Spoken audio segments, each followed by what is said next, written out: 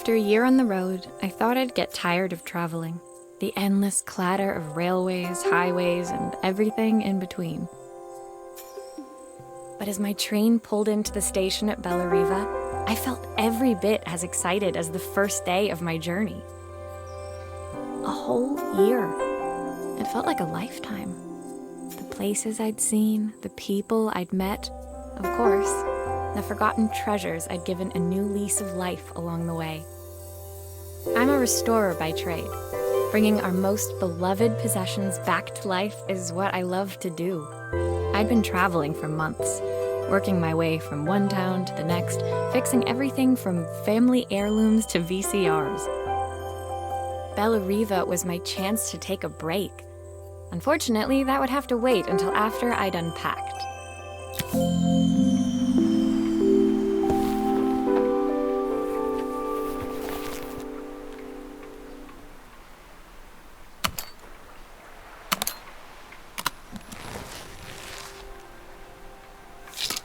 I picked up these sunglasses on my last stop. Hopefully I'm cool enough to pull them off. I saw a guitarist wearing these at a show once. Rock and roll repair woman, at your service.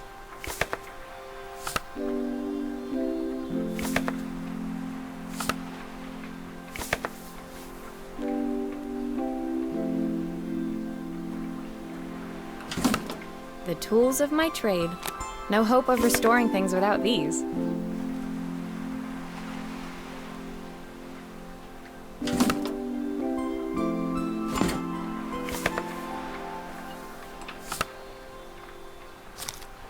Who doesn't love a scrunchie?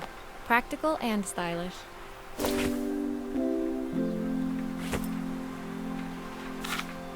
My parents took this after I made my first repair. Seems like a lifetime ago. Looking forward to taking more close-ups of my fingers with this. I'll hand these out once I'm settled in. Fingers crossed they get me some work.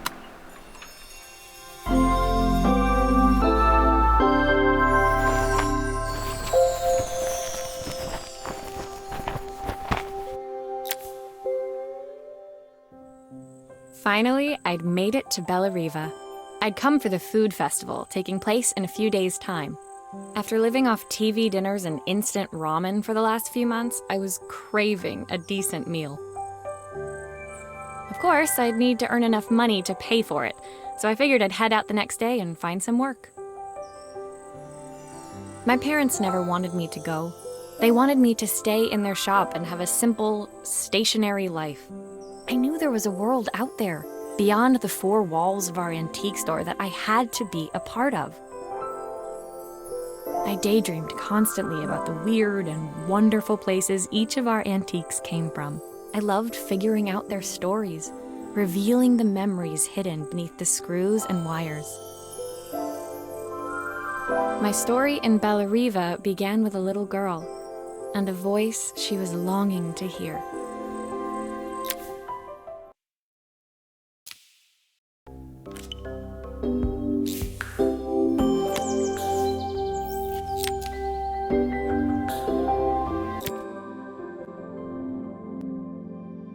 It was my first morning in Bellariva, and I couldn't wait to leave my hotel and explore. It was a quiet town, its streets and alleyways basking peacefully in the hot morning sun. In the main square, meanwhile, preparations were underway for the festival in a few days' time. As I handed out my flyers, I wondered what the people of Bellariva would need me to fix. So far, everything here seemed perfect. I was starting to worry I'd made a mistake when I felt someone tapping me on the back. Hi, I'm Izzy. Do you know how to fix things? It was a little girl, maybe 7 years old, who must have gotten hold of one of my flyers. She rummaged around in her backpack until she hauled out a battered red cassette deck. My tape is broken and I can't make it work anymore. I tried to fix it myself, but there's this metal thing in the way. Can you try?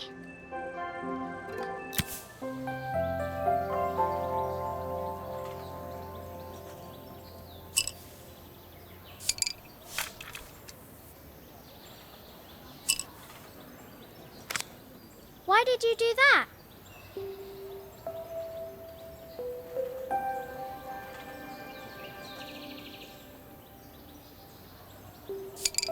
How did you do that?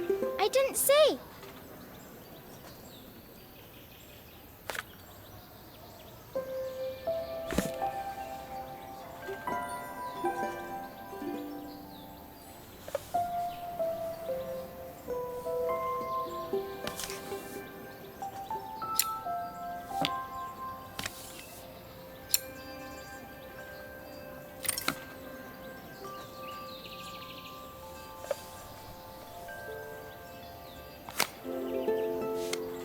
Aha! Those batteries look like they need replacing. Luckily, I have some spares.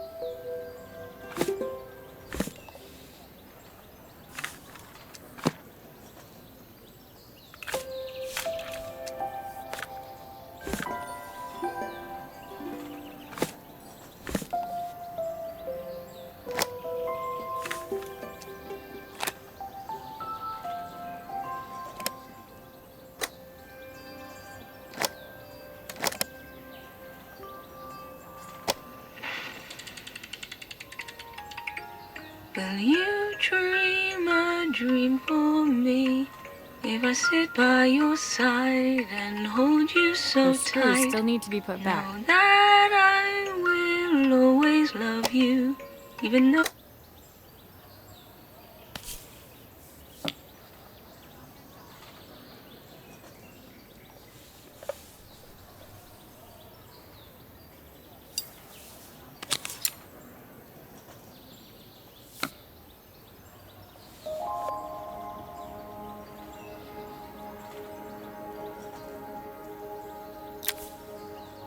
When it finished, Izzy picked up the tape deck and tucked it carefully into her backpack. Thanks, Maria. You're the best person at fixing things ever. No problem. Who was that singing? They're very good. It's my mum. She's not here anymore. Izzy trailed off. It was the kind of silence a cassette tape would never be enough to fill. When Izzy's friends called for her, she dug deep into her pockets, looking for something to pay me with. Eventually, she produced a grand total of a stick of gum, 3 mismatched buttons, and a yo-yo. I usually preferred a check, but Izzy looked so serious, I wrote out a full receipt. She seemed like a happy kid, but beneath it all, part of her life had been shattered. Part I wouldn't be able to fix.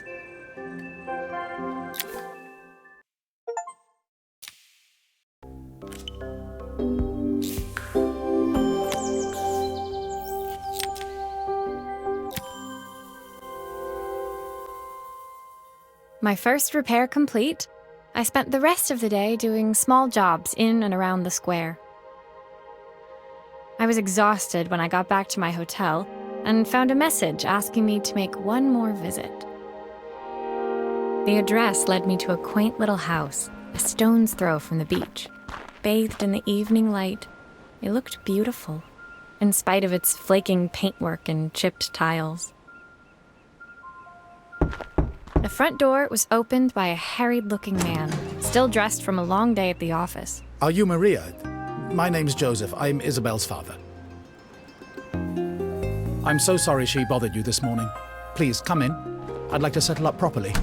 On the mantelpiece, I saw the remains of a broken statue. Without thinking, I picked up a fragment. Ah, my father's statue. What's left of it, at least. Yet another way I'd have disappointed him. It survived 100 years in this family. But 5 minutes with Isabel and... Do you think you can salvage it?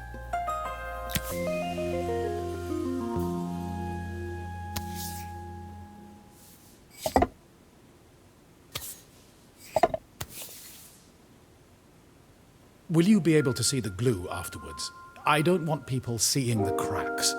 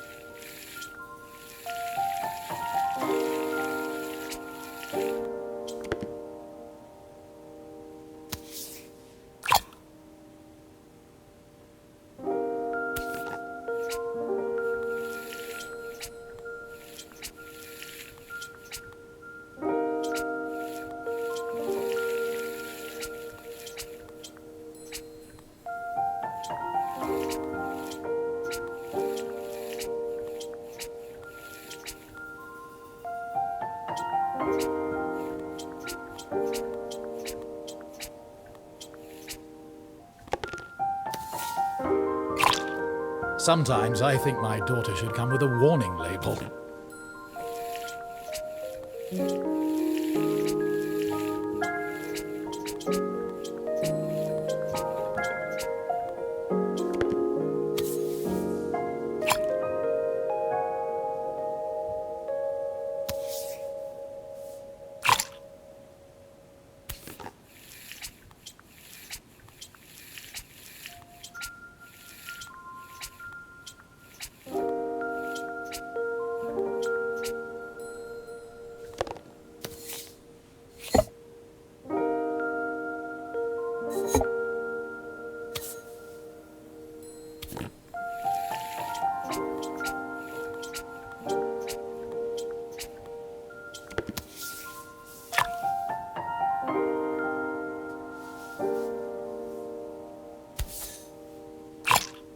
Is this glue really strong enough to hold everything together?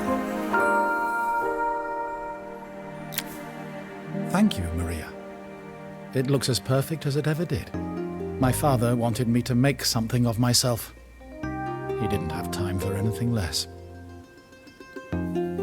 As Joseph put the statue back on the shelf, it nudged against the family portrait stood proudly next to it. So he was Bellariva's mayor. And that was Izzy's mom. They must both miss her so much. Sorry, I'm a little tired. I've been working late getting things sorted for the festival. There's only a few days to go. Looks like I'll be working late. Again? When I told my parents I wanted to leave, they always found an excuse to be busy, to avoid talking about it. I guess keeping themselves occupied was their way of pretending it wasn't happening. Joseph's work must have been taking up so much of his time. But maybe that was what he wanted. I just hoped he was finding enough time for Izzy, too.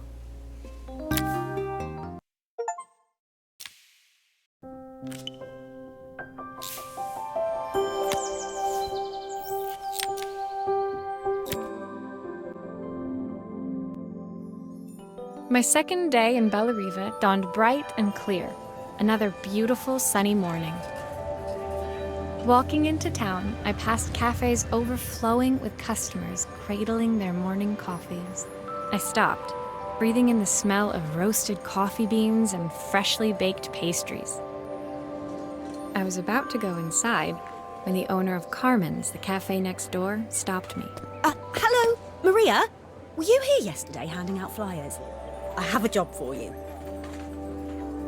Her place was petite, tucked between its competitors as if hoping they wouldn't notice. Judging by the empty tables inside, though, her potential customers hadn't noticed it either. It's a bit slow today, but we're just getting started. I'm sure it'll pick up soon. As Carmen chatted, she walked over to the counter and returned with an old rotary phone. At least I've got plenty of time to practice my recipe for the festival. It's a new special I've been working on. I was hoping to call my sister for some, seasoning tips, but it won't connect. Can you see if you can figure out what's wrong?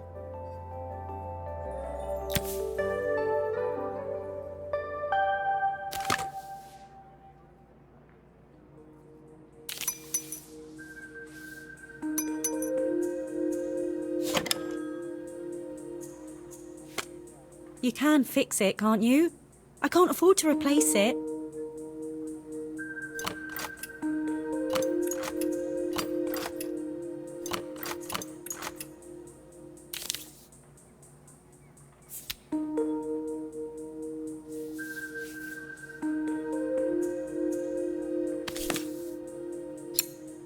Obviously, we'd normally be much busier than this.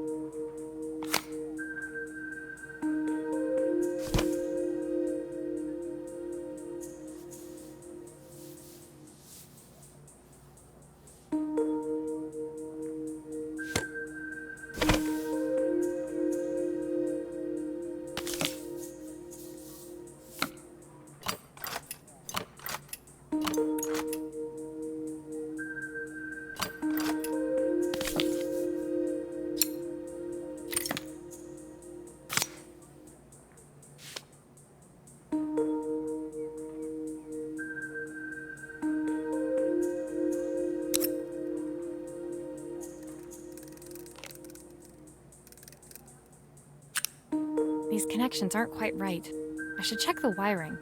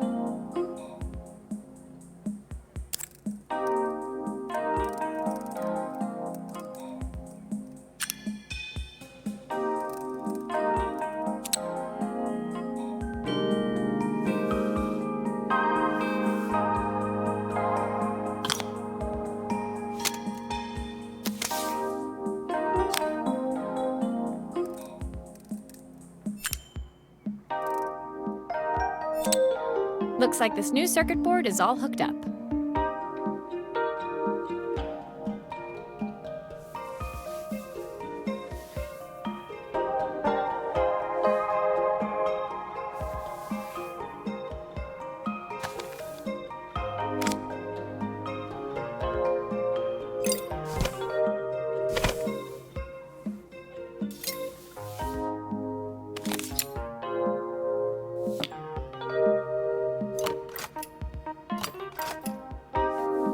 Looks like something is still missing.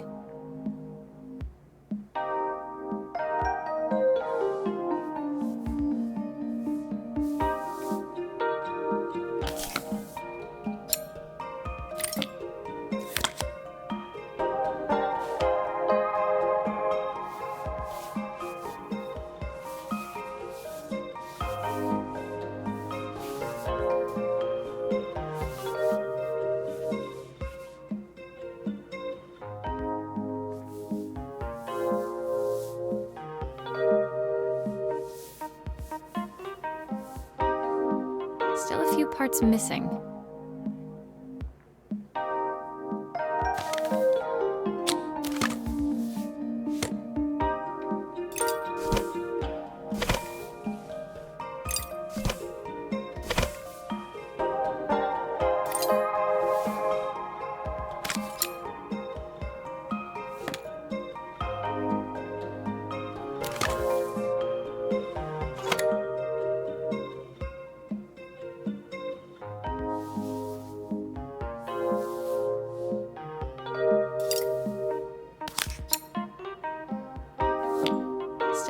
parts missing.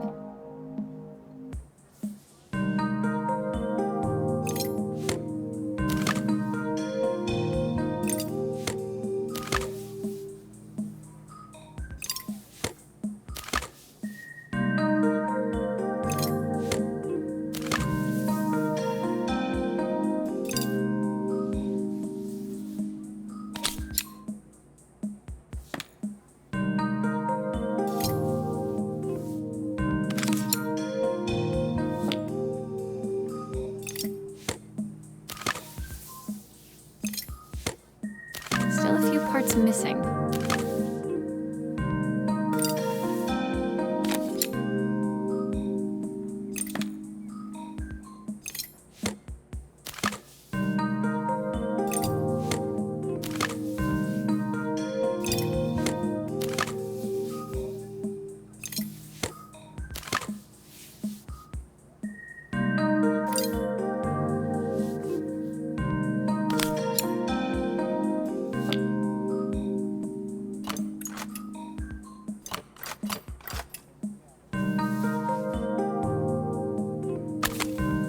There's still a part I need to attach. Where does it go?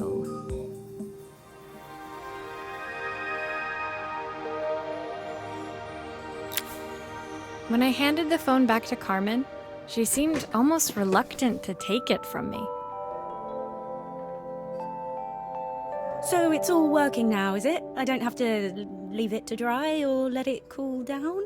Nope, it's ready to go. It'll be ringing off the hook in no time. That's if I can pay my phone bill, anyway. And the rent, and the suppliers. Anyway, take a seat and I'll be right with you. Your coffee's on the house. I sat at one of the empty tables, while at the counter, Carmen had started dialing the phone. Hello! How's my favourite sister doing today? As she talked, Carmen became more and more tense. This didn't seem like a call for some cooking advice. I know I still owe you from last time, but I can't afford to take part in the festival if I don't pay. I could almost feel the eye roll at the other end of the line. You don't need to be here, though. Can't you just put the check in the post? When the call ended, Carmen brought me my coffee, her hands trembling. Sorry about that. My sister's decided to fly in for a visit. Oh God, I have to get ready. Actually, I might have another job for you. Can you come by tomorrow?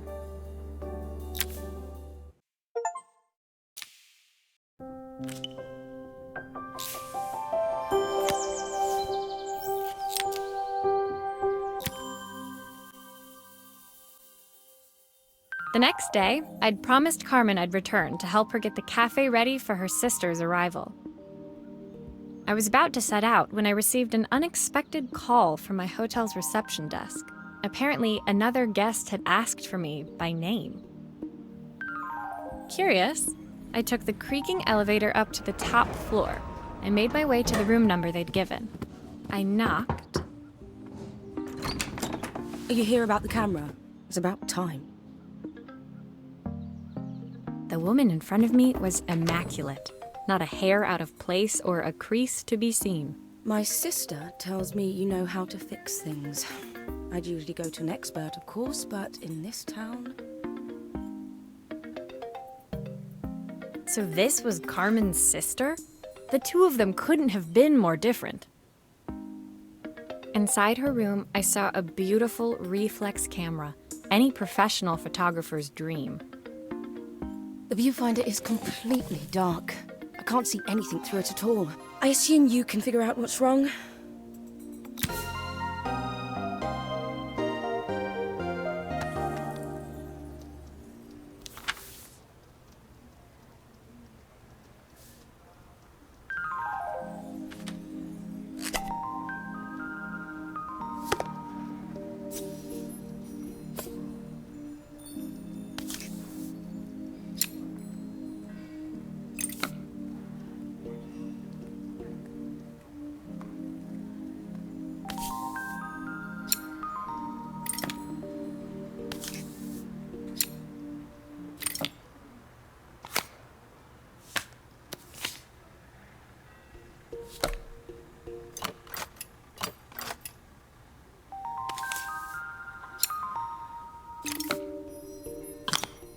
I don't suppose you've fixed anything this valuable before.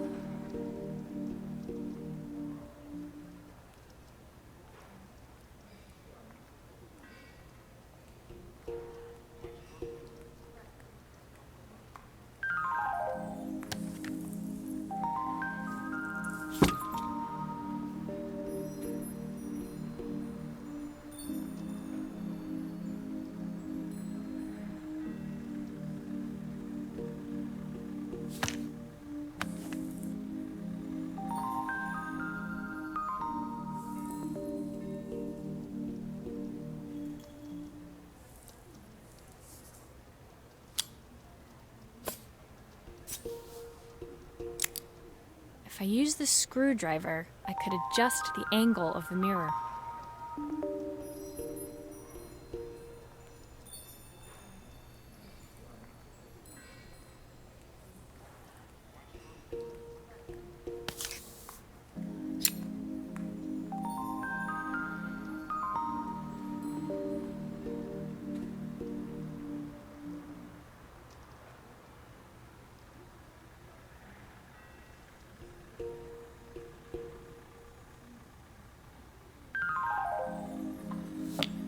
Perfect.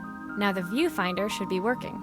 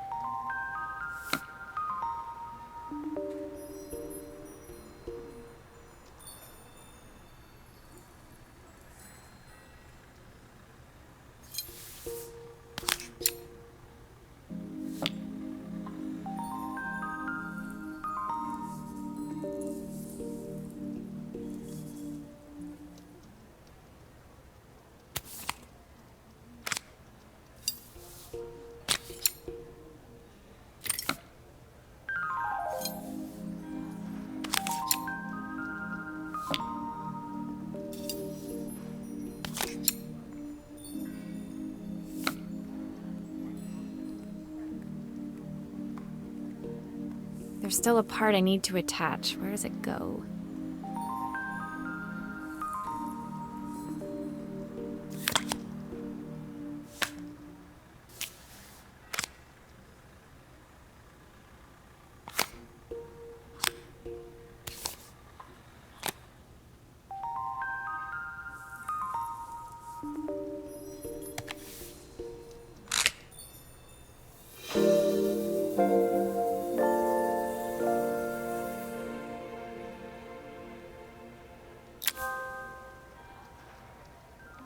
I felt a pang of envy as I handed the camera to Helena.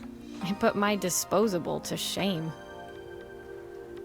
I picked it up on my first trip to Paris. It's a 1958 limited edition, the first of its kind.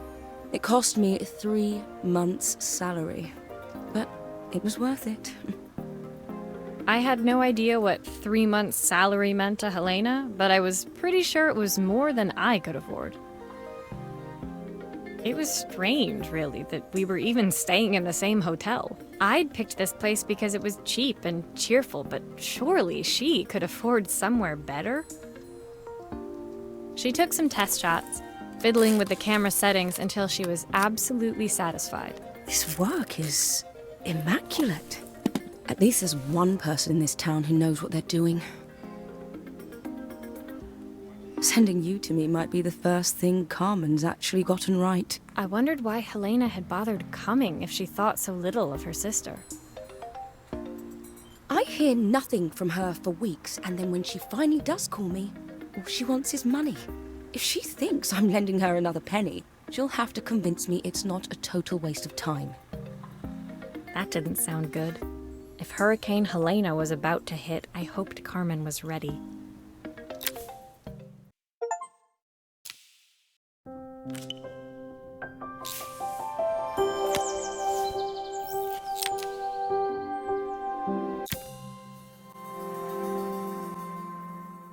The sun was setting over Bellariva by the time I reached Carmen's cafe. From the outside, it looked as quiet as ever, but inside, I found Carmen cleaning like her life depended on it. Maria! Oh, don't mind all of this. If Helena finds one speck of dust in here, I'll never hear the end of it. Carmen seemed pleased to see me, but I sensed the fidgeting tension beneath each sweep of her mop. Trying to live up to the standards of someone like Helena seemed like an impossible task. I hope you didn't mind fixing the camera for her. She was furious when it broke. I really need this to go well. If she doesn't lend me the money, I don't know how long I can keep this place going.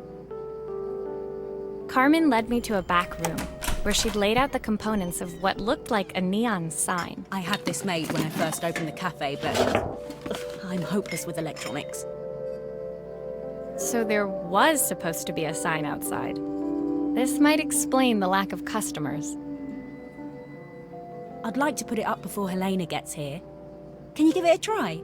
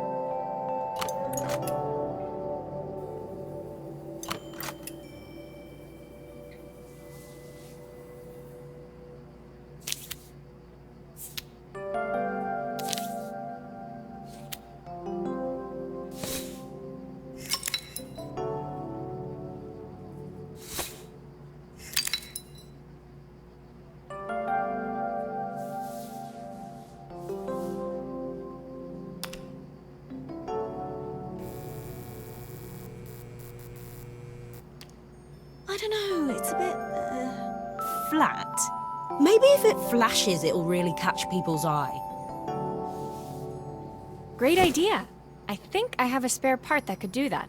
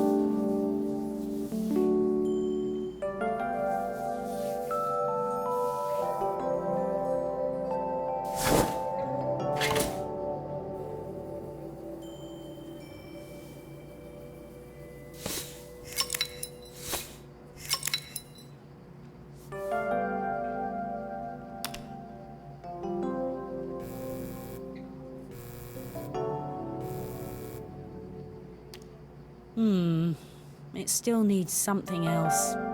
Maybe we can add one of these.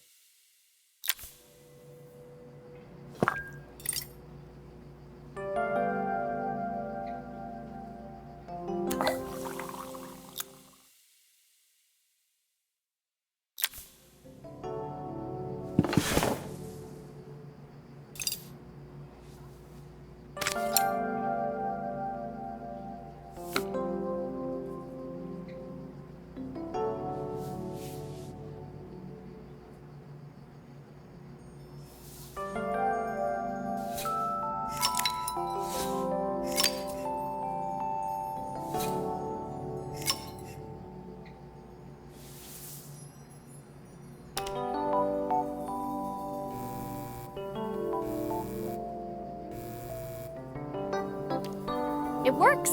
I'll screw everything together again and you'll be set.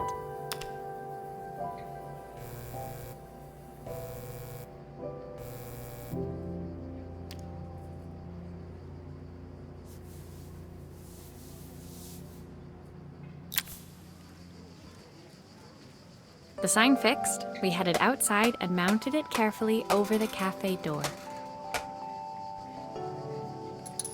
Oh, that's perfect, Maria. It looks just how I imagined it. When I had this sign made, it all seemed so simple. Oh, I can't believe I might have to give it all up. I hope I've done enough. The smile froze on her face as she spotted something over my shoulder. I turned to see. Of course, my sister owns the only cafe in this entire town that isn't actually open. For better or worse, Helena had arrived. Carmen opened her mouth to explain, but Helena swept indifferently past her. Finally pausing in the doorway, she turned back towards Carmen. The first thing we're doing is getting rid of that hideous sign. And with that, she disappeared inside. I hoped Carmen's chances of saving the cafe hadn't disappeared with her.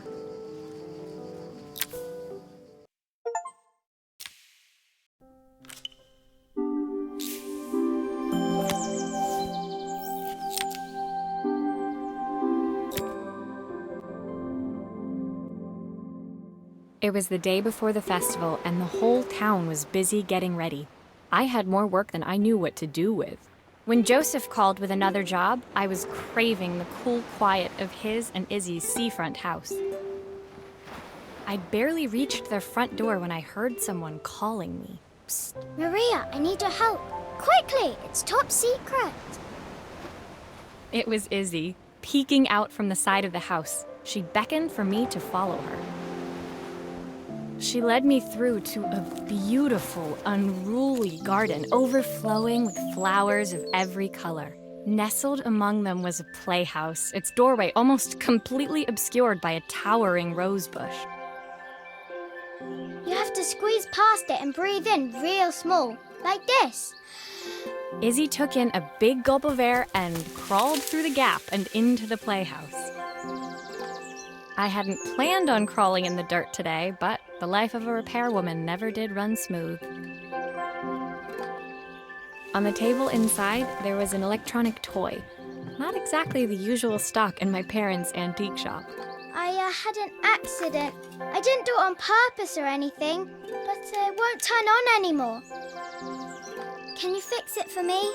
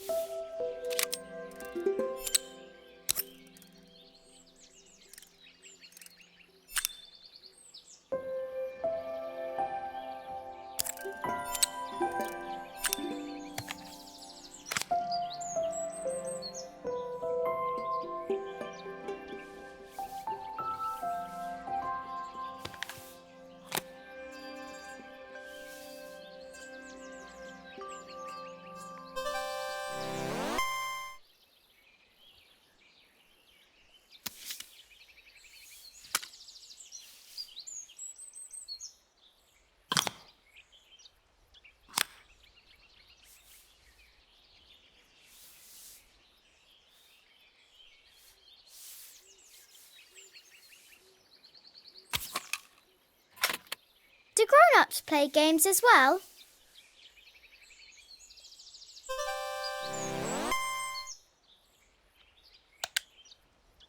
Can you show me how to play? I tried before, but it was so hard.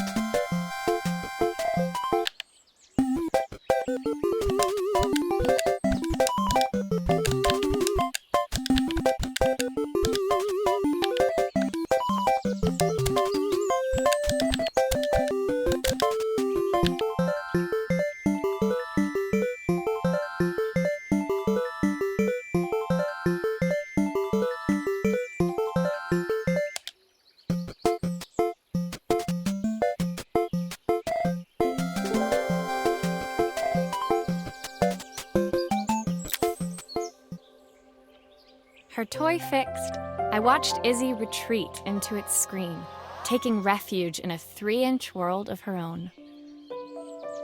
Well, I'd better head inside. Your dad is waiting for me.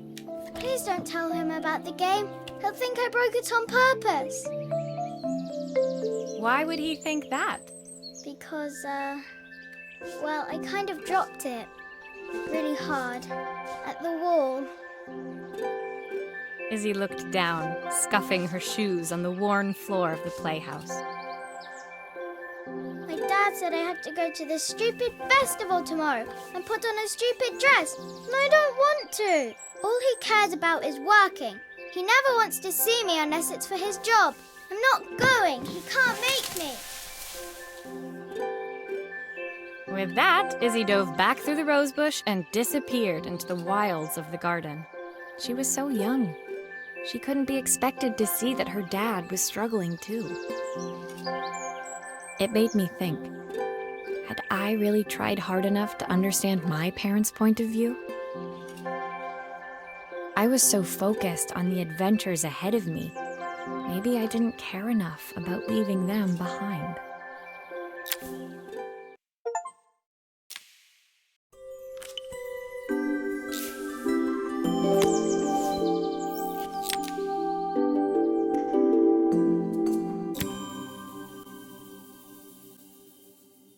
Leaving Izzy hiding in the garden, I walked around to the front of the house and rang the doorbell. It was only then I noticed my favorite overalls covered in grass stains. I scrubbed desperately, but it was too late. Maria, what are you doing? What happened to your clothes? I was, repairing a lawnmower. How unusual. Well, do come in. The job I've got for you is a little more delicate. Totally embarrassed, I walked into an orderly room filled with papers and ledgers. So this was his office. You must be so busy getting ready for the festival. Are you looking forward to it? Of course. It's traditional for the mayor to judge food from every cafe and restaurant in town. I'll be declaring the best chef in Bellariva by this time tomorrow. Speaking of which... He unclipped the watch from his wrist and very carefully handed it to me. I'll have a tight schedule to follow, but my watch stopped working a while ago. Could you see if you can make it tick again?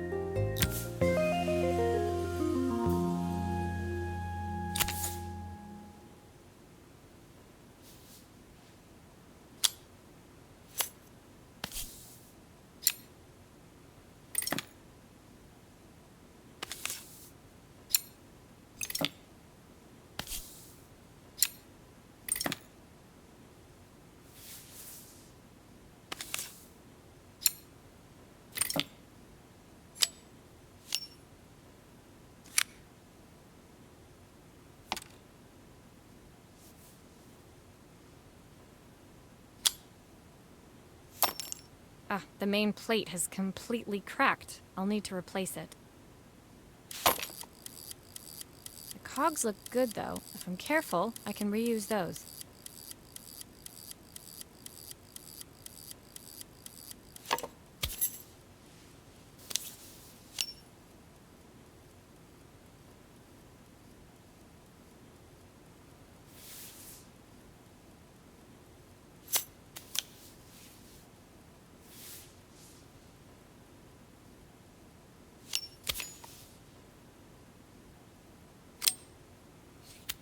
Are you sure it will all fit back together?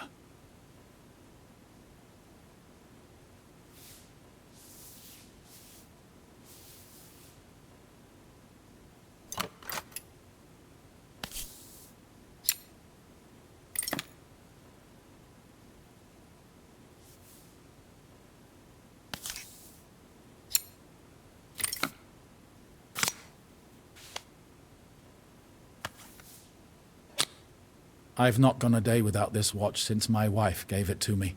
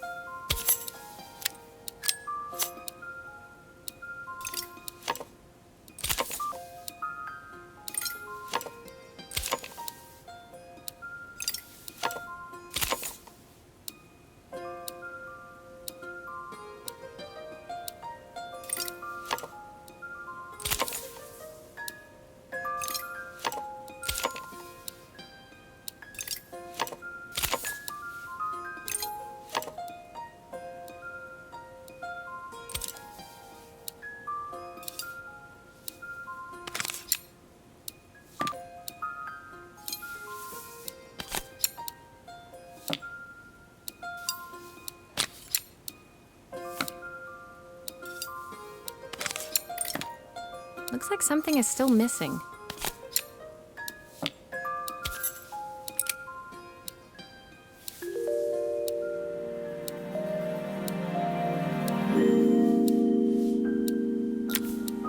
As I handed the watch back to Joseph, my fingers traced over the engraving on the back. I hoped fixing this was one small way I could help him move forward.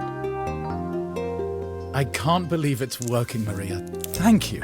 My wife was a brilliant woman. Feeling this ticking on my wrist, it makes me feel like she's still here. Watches measure minutes and hours like they're infinite. I didn't know we had so little time.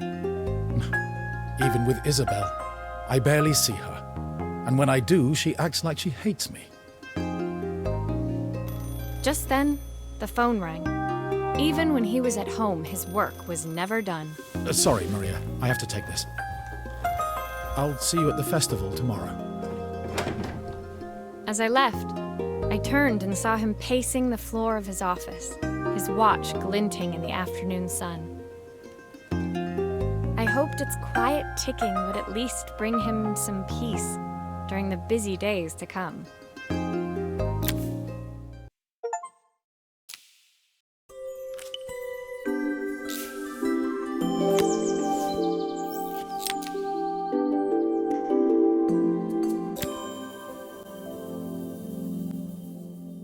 When my last job of the day brought me to Carmen's apartment, the door was opened by someone I didn't expect to see, Helena. Sorry for inflicting this mess on you.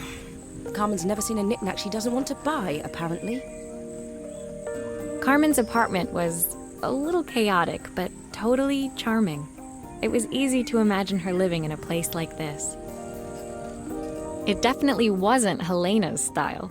She seemed more upmarket than flea market. I wondered why she was even here.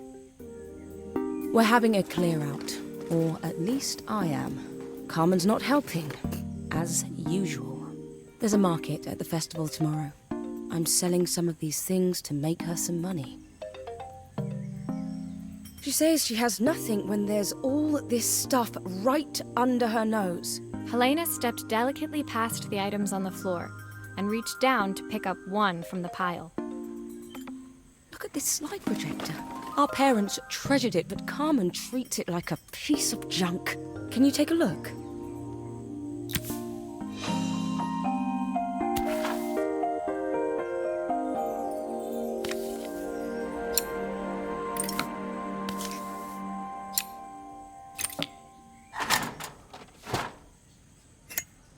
That light bulb is completely smashed. Okay, I'll need to redirect the light to the lens at the top for the projector to work.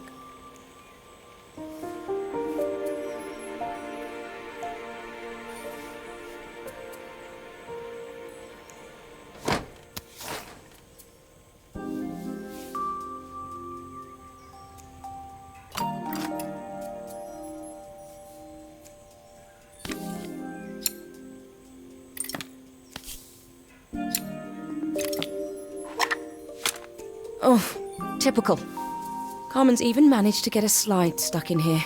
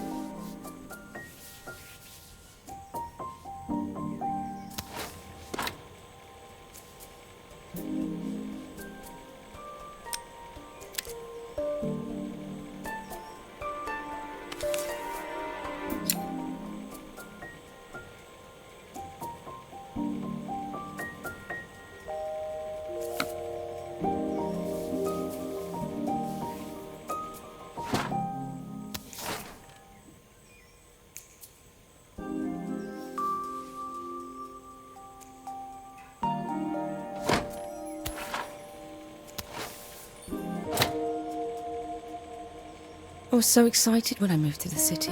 Carmen, she looked so sad.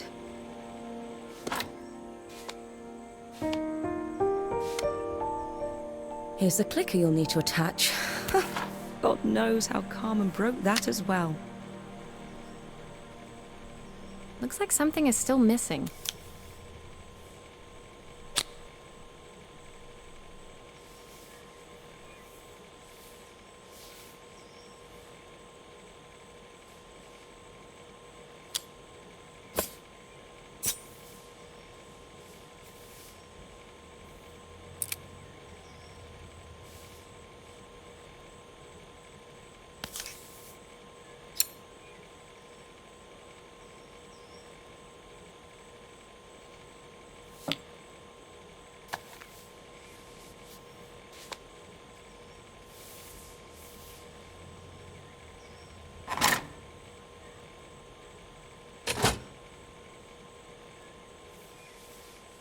There's still a part I need to attach. Where does it go?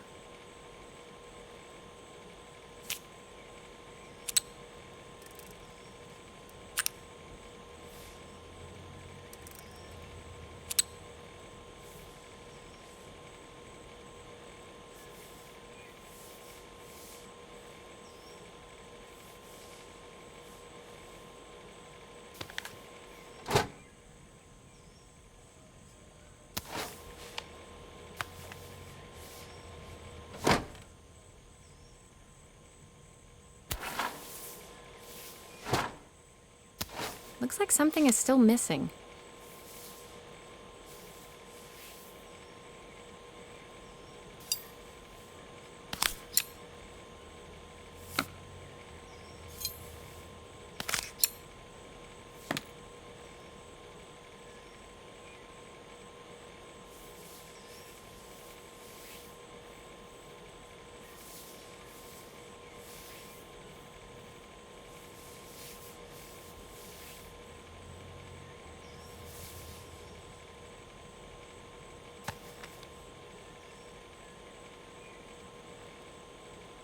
There's still a part I need to attach. Where does it go?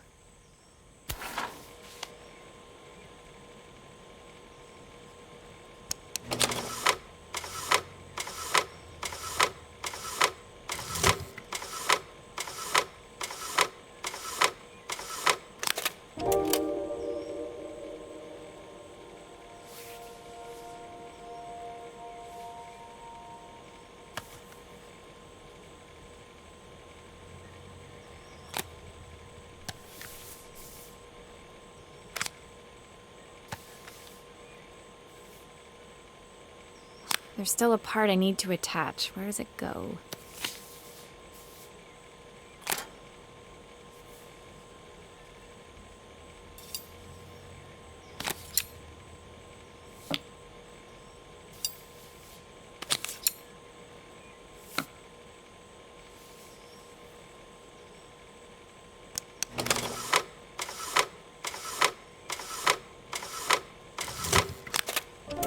When we were younger, Carmen was always following me around.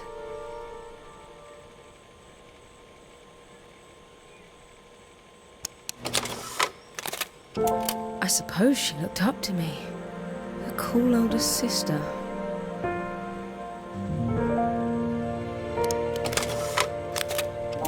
She used to ask me when I was coming home, but I was always too busy.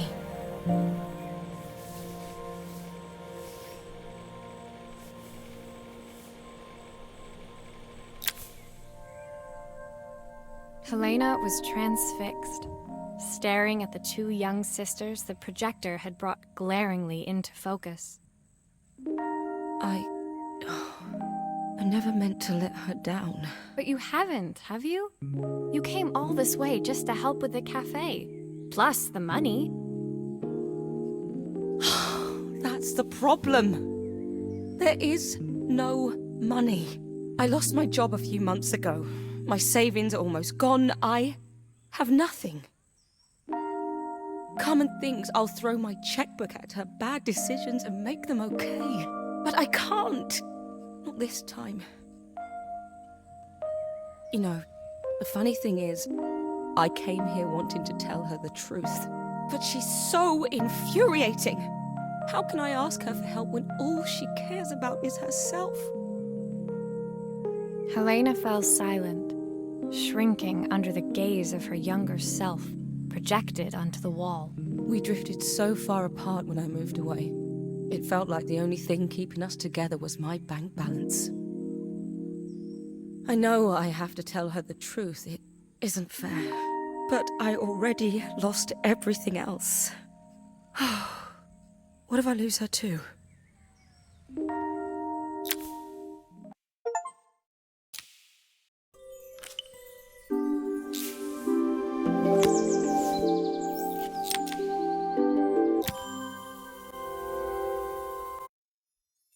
The day of the festival finally came, and after all my hard work, I was ready to put down my tools and pick up a fork. The smell as I entered the main square was incredible. Each stall was selling food even more delicious than the last. The competition would start any minute. Most stall holders were waiting anxiously for the mayor to pay them a visit. All of them, that was, except Carmen, who was still frantically chopping vegetables and stirring pots. Maria! Thank God you're here. Can I ask you the world's biggest favour? Helena was supposed to help me run the stall today, but she never turned up. Probably too ashamed to show her face. I can't believe she lied to me. Carmen was stirring so furiously she was in danger of tipping the pot over altogether. The mayor will be here any minute for the judging, but I'm almost out of my special. She wasn't really going to ask me, was she? Not on my day off. I have a stove ready to build and everything. Can you set it up and make me a spare batch?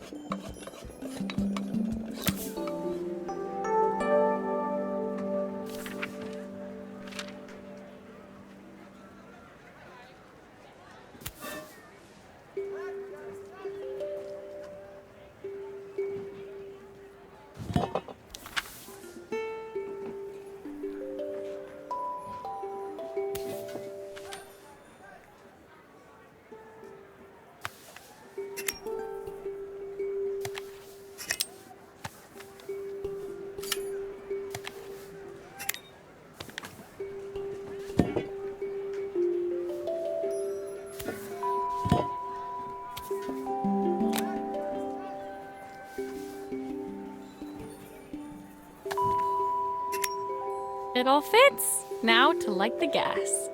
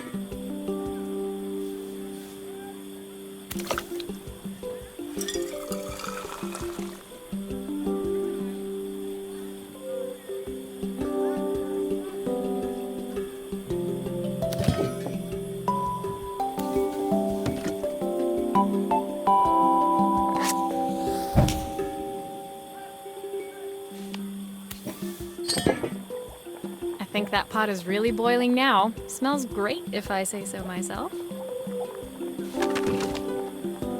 Here are the ingredients that Carmen's given me. What to add first?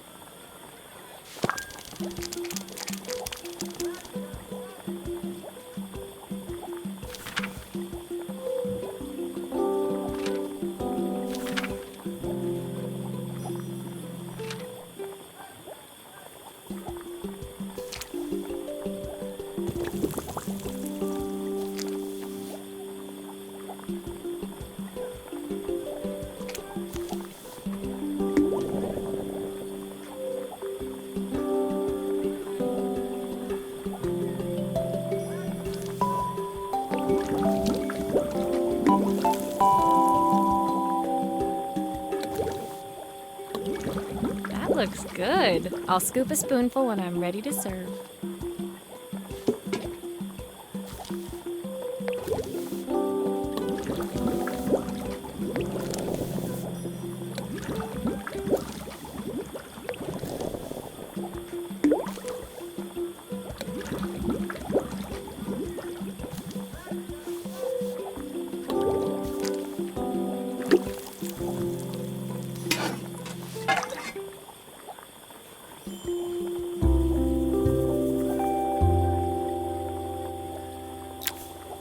My part done, Carmen took over and added the finishing touches. It was just in time, and a moment later, Joseph arrived with Izzy in tow. Carmen anxiously handed them both a serving. That was so tasty. Can I have some more, please? Well, you've certainly earned yourself a loyal customer in my daughter. We have a few more meals to taste, but so far you are one of the best. Good luck. Joseph and Izzy looked so happy together. Maybe the festival was doing them some good after all. Carmen, on the other hand, seemed annoyed. But why, when it had all gone so well? I wish Helena was here to see this. She's so convinced I'll never succeed at anything. She wants what's best for you. She's just not very tactful about it. Yes, I know. Even when I was a kid, she pushed me when no one else did. I just wish she hadn't lied to me. But then, I've asked so much of her over the years. I never stopped to think how much she actually had to give.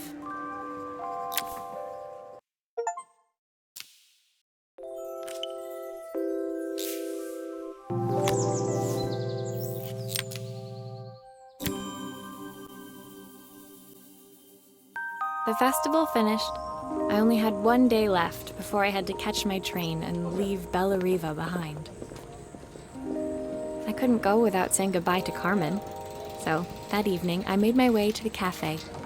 It was unrecognizable. She'd done it. Best food in Bella Riva. Half the town was outside waiting to see what the fuss was about. Maria! My favorite sous chef. Come on through.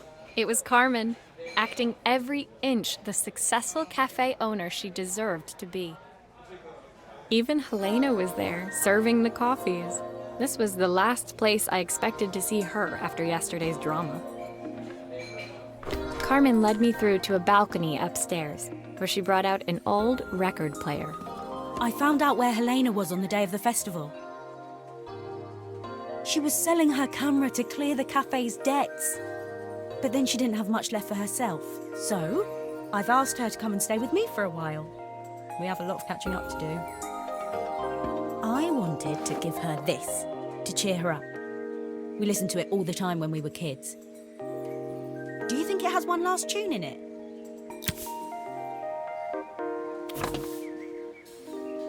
Okay, let's see what happens when we turn this on.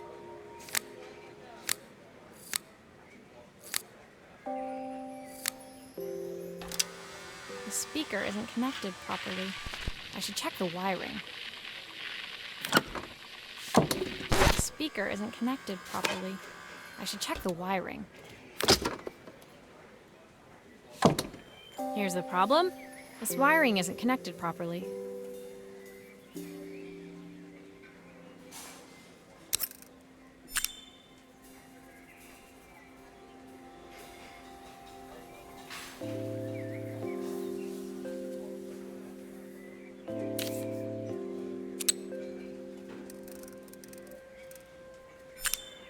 If I turn the volume up, I should be able to hear it now. I think that should do it. This record should play beautifully. It's spinning the wrong way. How can I get it to play in the right direction? It must be to do with the motor. Let's see if one of these spares can turn things around.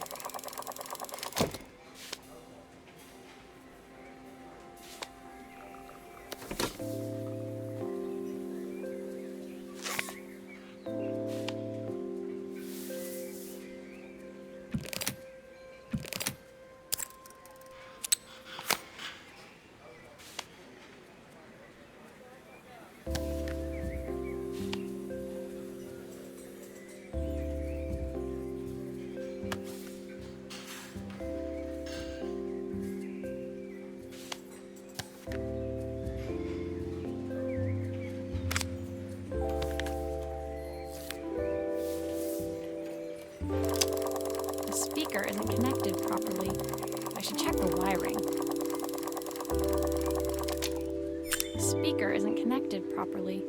I should check the wiring. Well, it's playing in the right direction. I should check it's turning at the correct speed.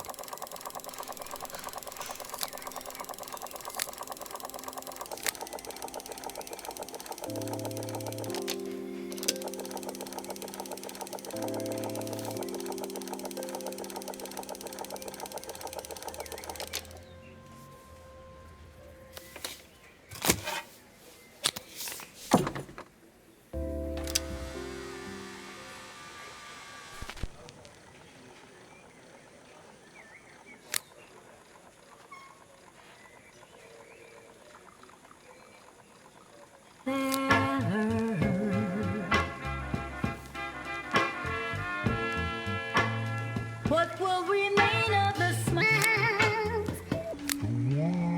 that stole my heart that day?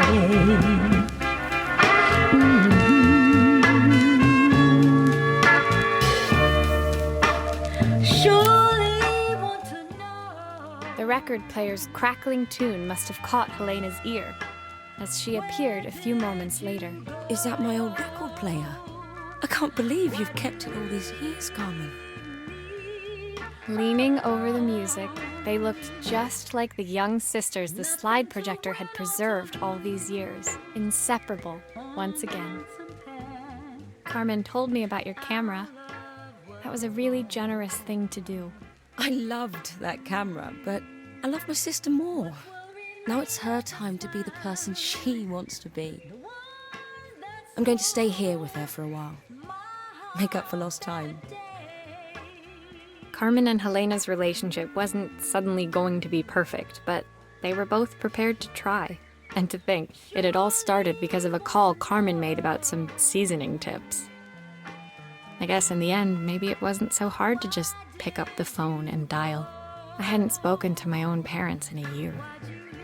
I wanted to hear their voices more than anything. But the silence between us was so cavernous. I didn't know how I'd ever find the words to bridge it.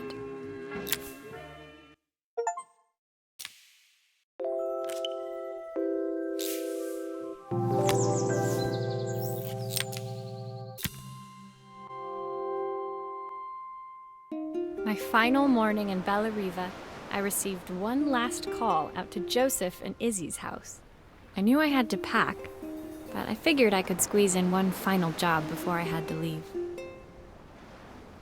When I arrived, I found Joseph tidying up his wilderness of a garden. The playhouse was already cleared. Inside, I could see Izzy happily testing out her screw-driving skills on the back of her cassette deck. You've made quite the impression. Izzy, tells me she's going to be a repairwoman like Maria. I'm sure she could be anything she wanted if she put her mind to it. She could. She's a brilliant child. Spending the day with her at the festival, I haven't had so much fun in ages. I wanted to give her something before she starts to forget. Inside, the house was transformed, flooded with light and the sounds of the garden. It felt alive again.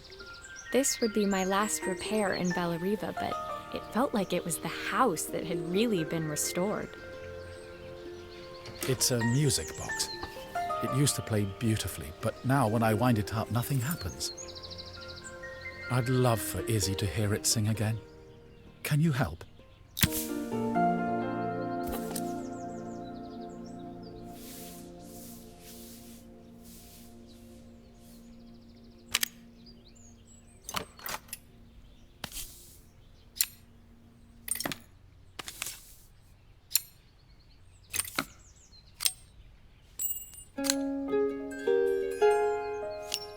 Maria, could you add this family picture of us?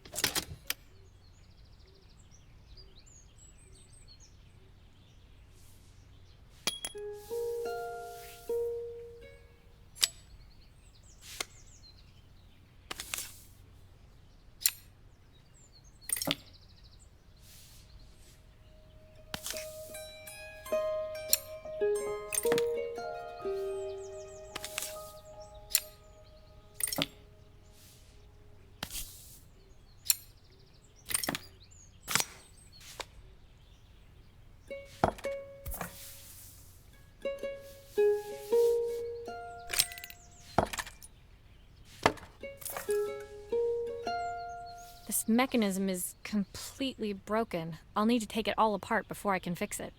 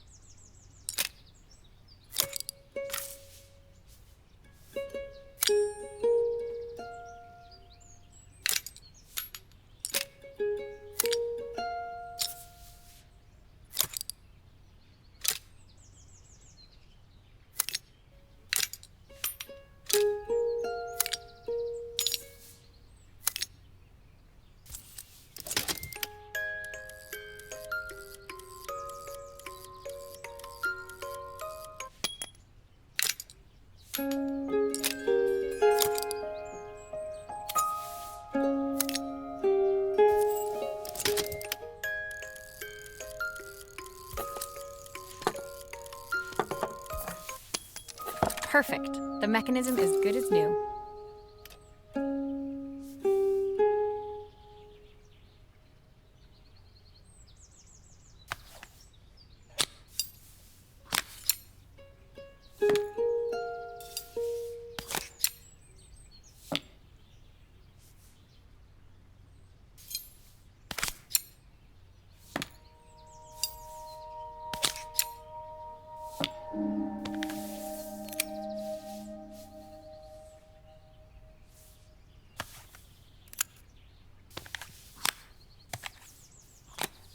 I think that's everything back together again.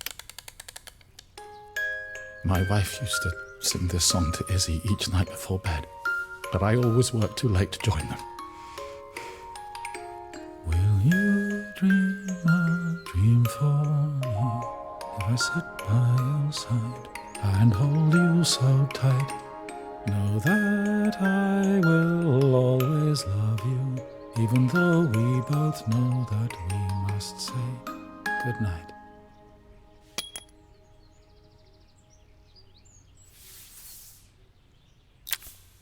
I've missed so much already.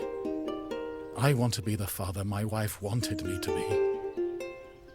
I've ended up so much like my own father, working all the time. Izzy needs me more than that, especially now it's just the two of us. My daughter comes first. Well, until she gets bored of her stuffy old dad anyway. I'll never ever get bored of you, Dad. Izzy came running into the room where Joseph scooped her up and onto his shoulders. She gazed at the music box, her eyes shining. I'd never seen her look so happy. Thank you, Maria, for everything. The things you fixed for me. I'm so glad to have them back. Joseph was a good father, and I could tell he was determined to be an even better one. When it came down to it, that was all any of us wanted. A second chance to make something right. My time in Bellariva was almost over, but before I left, I knew there was something of my own I needed to fix.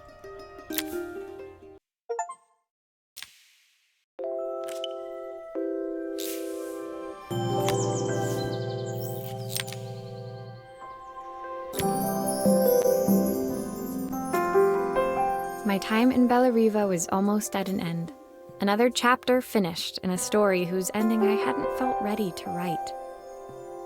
The people I'd met, the items I'd restored, they'd taught me so much about what was really important. Pulling out my suitcase from beneath the bed, I remembered the day I stole it from my parents' shop, the day I left. Afterwards, I was too ashamed to call them, to apologize. It was a guilt I'd been carrying around every day since. As I packed, I knew that it was up to me to find a way to lighten the load.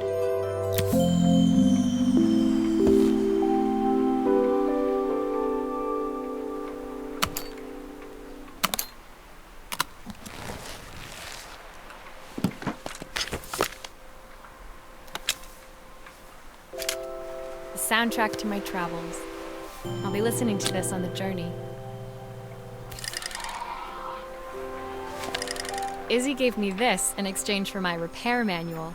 She'll be a pro in no time. My train ticket. I can't believe it's time to leave Bellariva behind. The recipe for Carmen's special. I'm under strict instructions to guard it with my life. My parents would love Bellariva. Maybe I can convince them to make the trip. Helena gave me these designer shirts. Not sure I'll pull them off as well as she does. Joseph's idea of light reading for the train. It does look thorough.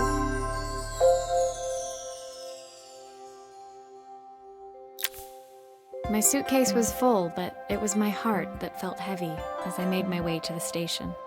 I was sorry to be leaving Bellariva behind, but I hoped that in my own small way I'd made a difference.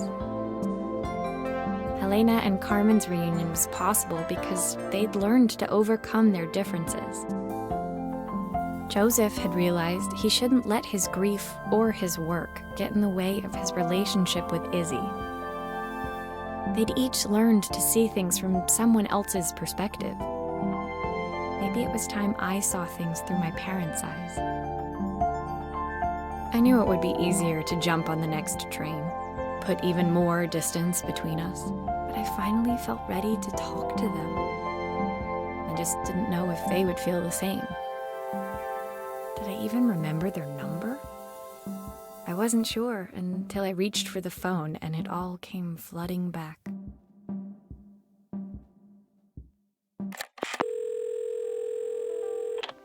Mom? Dad? Maria? Is that you?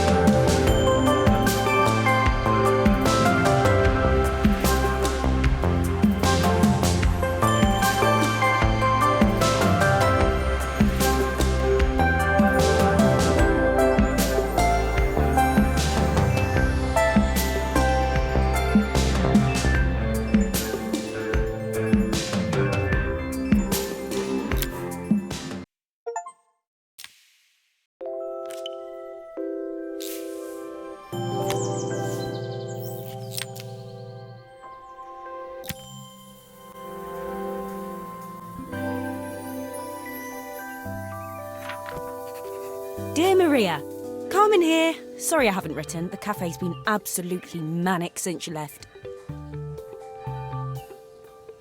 Luckily, I have Helena here to help. You wouldn't recognise her. She's like a new woman. She's always running round, taking orders and making drinks. I even heard her compliment a customer on their outfit.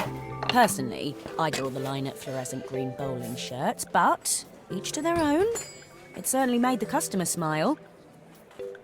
She misses the city, though. Bellariva's many things, but it's definitely not as chic as she'd like. She said there was a coffee shop near her old apartment where they made coffee with a shape drawn on top. It got me thinking, I'm an award-winning chef. I can figure out how to put a leaf on a cappuccino. A bit of cosmopolitan coffee might be just what Helena needs. Of course, ordering a new coffee machine was the easy part. I wish you could have seen the mess I got into trying to put the thing together.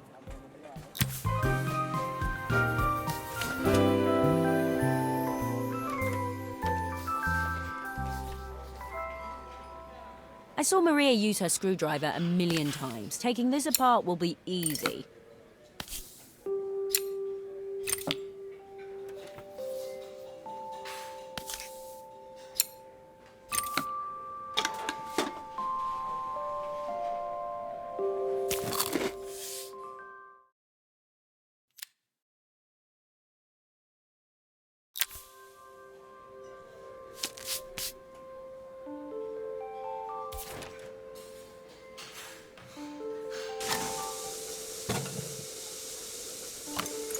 These pipes look pretty simple. I should start with them.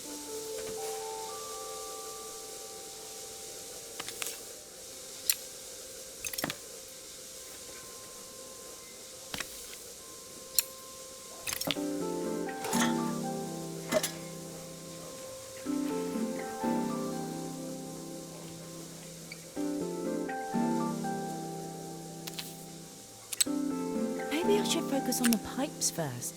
They look easy. I'll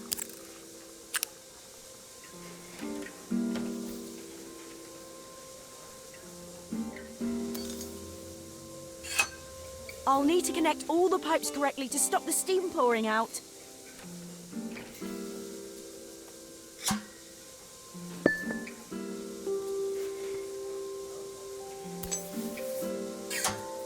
Oh, I wish Maria was here. She'd know how to put these pipes together.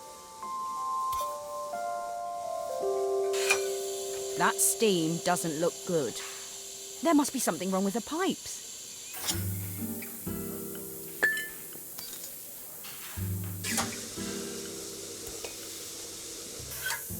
Why is there so much steam? That can't be right.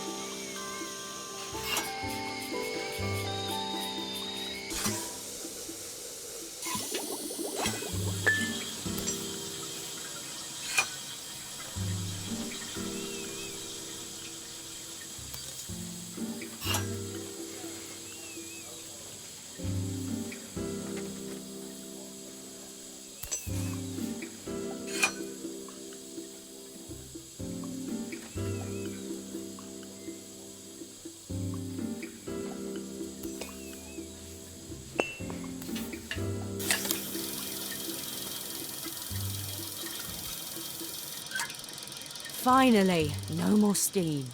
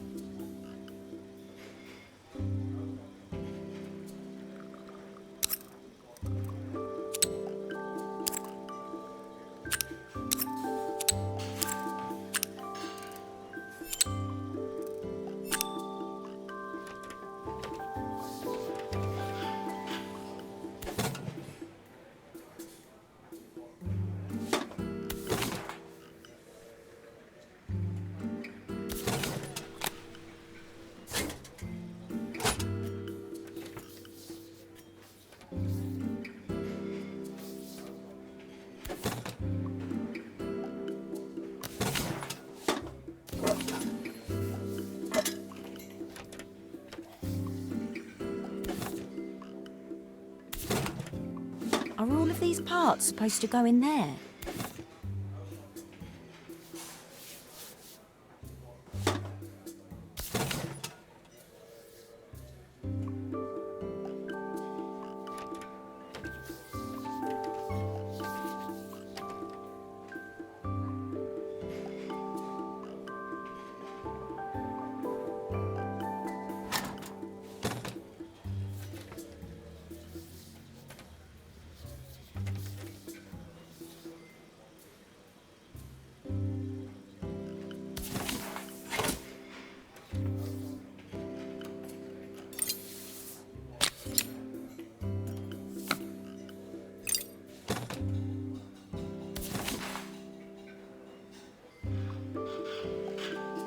Are all of these parts supposed to go in there?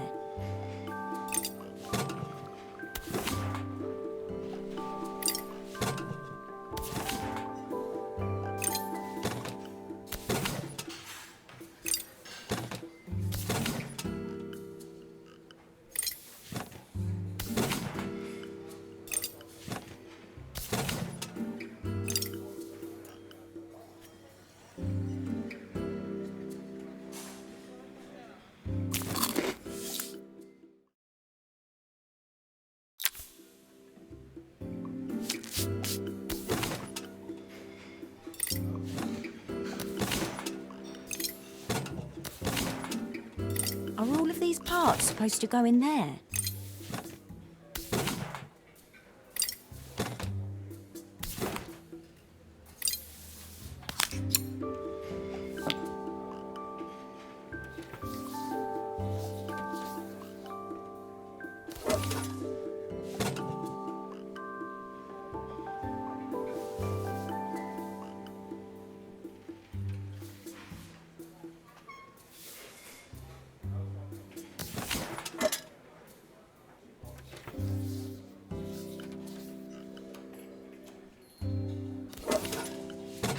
Are all of these parts supposed to go in there?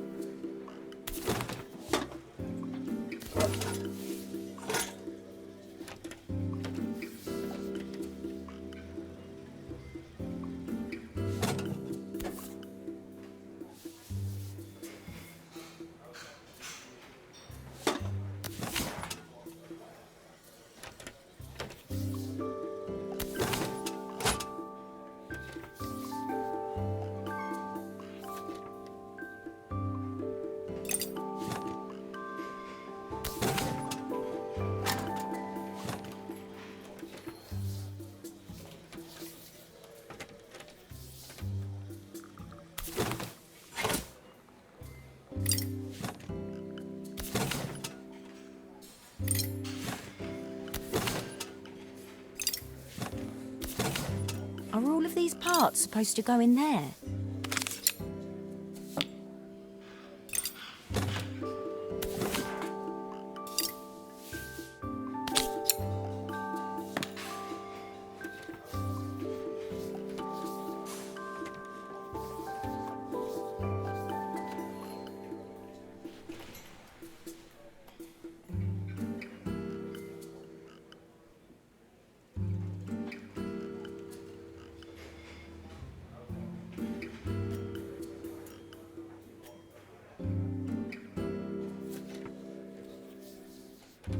Are all of these parts supposed to go in there?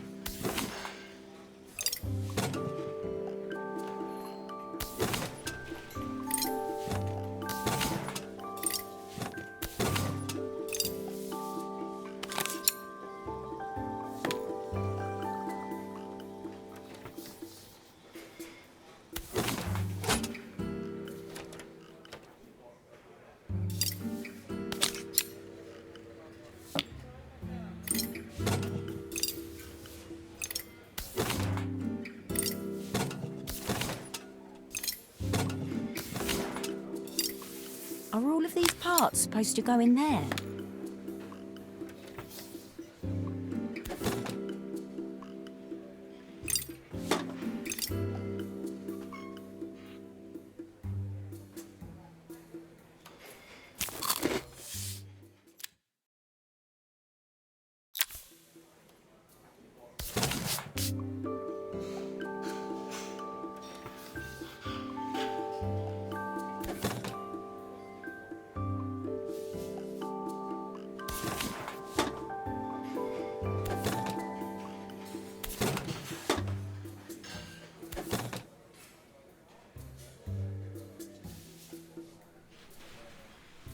Are all of these parts supposed to go in there?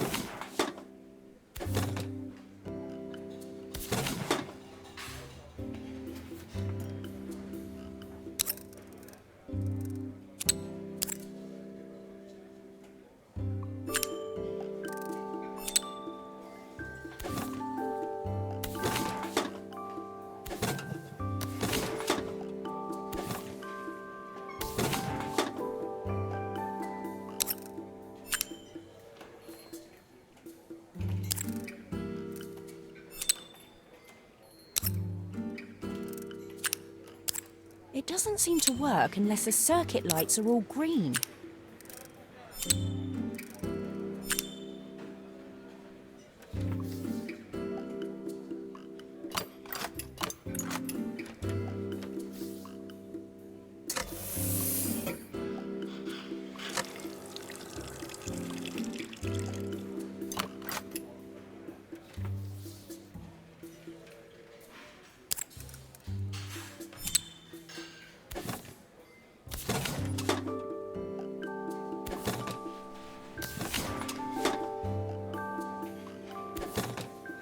Are all of these parts supposed to go in there?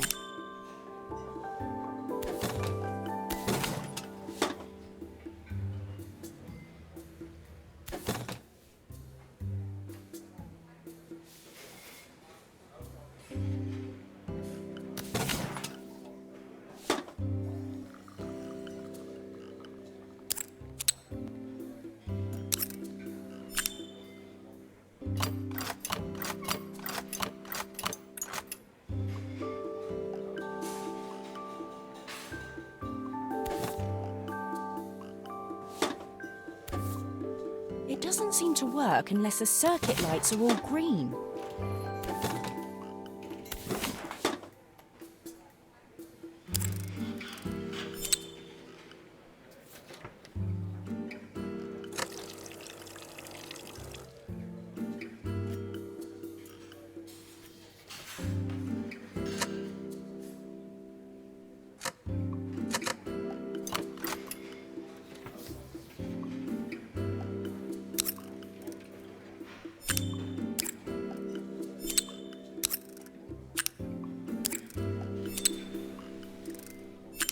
It doesn't seem to work unless the circuit lights are all green.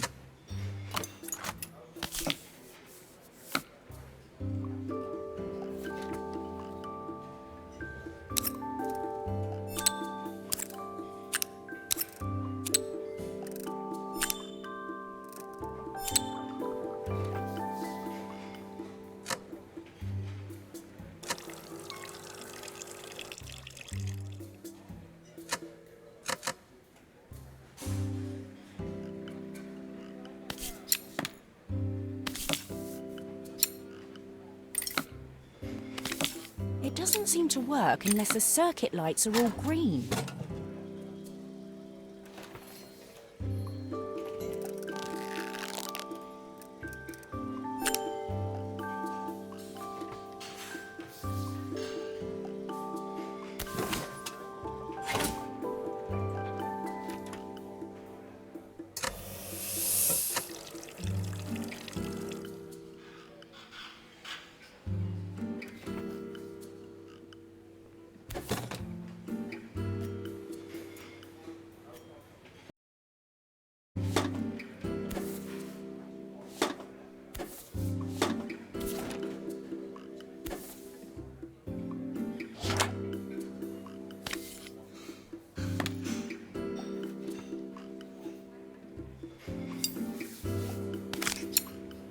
It looks like I've forgotten a screw.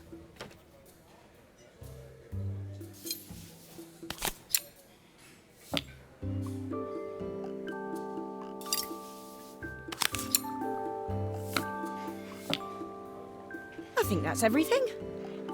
Better test the buttons, just to make sure.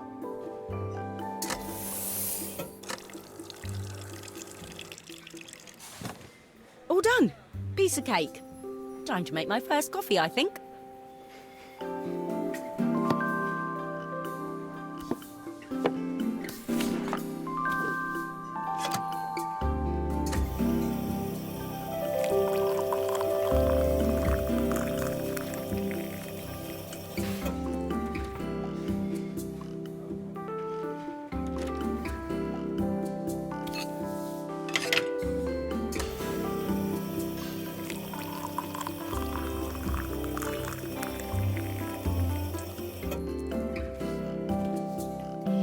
Smells delicious.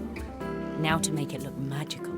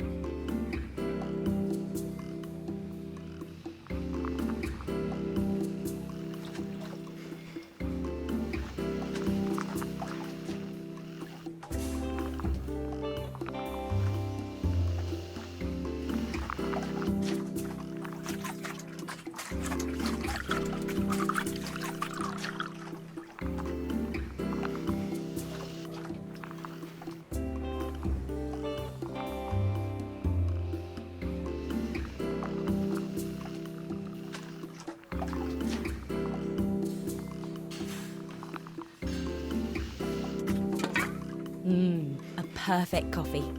All it needs is a saucer and a couple of Helena's favourite biscuits.